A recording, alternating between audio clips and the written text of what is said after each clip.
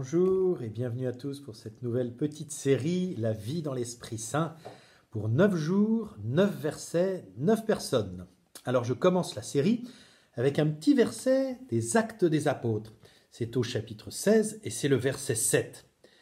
Arrivés en Mysie, ils essayèrent d'atteindre la Bithynie, mais l'Esprit de Jésus s'y opposa. C'est curieux ça, l'Esprit Saint. Il s'agit des voyages missionnaires des apôtres, et en particulier de Paul. Et là, ils ont un projet de passer plus au nord, en Asie mineure, pour aller visiter les communautés. Et l'Esprit de Jésus s'y opposa. Comment cela s'est-il manifesté ? Nous n'en savons rien. C'est l'auteur qui dit que finalement, s'ils n'ont pas pu aller là où ils désiraient aller, c'est que l'Esprit du Seigneur les conduisait autre part. Quand on regarde les voyages missionnaires de saint Paul, on se rend compte effectivement qu'en montant au nord, à un moment, ils vont vers l'ouest, là où il y aura, après Troas, et le passage en Macédoine. C'est toujours intéressant de se dire comment l'Esprit peut-il nous empêcher d'aller là où nous aurions aimé aller. Donc peut-être que cette période que nous traversons est un enseignement intéressant. Il y a des moments dans la vie où on doit faire un détour, on ne peut pas aller là où on devait aller. La route est fermée, pour une raison ou pour une autre. Ça peut être une inondation, ça peut être un éboulement de terrain pour une route physique, matérielle, mais ça peut être aussi beaucoup de choses. Un train qu'on devait prendre qui est annulé, un avion que l'on n'a pas pris. Pourquoi ? On est déçu, on avait un projet, on avait des choses à faire, mais on peut se dire peut-être que l'Esprit me voulait à un autre endroit. Il faut parfois faire des détours pour suivre l'Esprit Saint.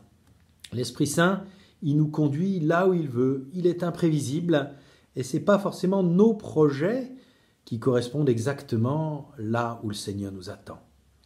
Comment l'Esprit Saint a-t-il bien pu les empêcher ? Pas de façon frontale comme un ouragan ou un cyclone, mais peut-être par justement une série de petits détours à faire, de petites contradictions, de problèmes qui les a amenés à réfléchir en se disant si nous ne pouvons pas aller par là, poursuivons notre route et voyons là où ça nous conduira. C'est après, sans doute, qu'ils ont pris conscience que le Seigneur les attendait en Grèce, en Macédoine, bref, en Europe. Mais ça, c'est l'Esprit Saint qui leur a révélé. C'est sûr que quand nous avons à faire un détour, nous ne sommes jamais très très heureux. C'est après que nous pouvons prendre conscience, en relisant tout notre parcours, combien ce détour nous a ouvert une nouvelle page de notre vie. Combien ce train manqué a été si précieux pour permettre telle rencontre.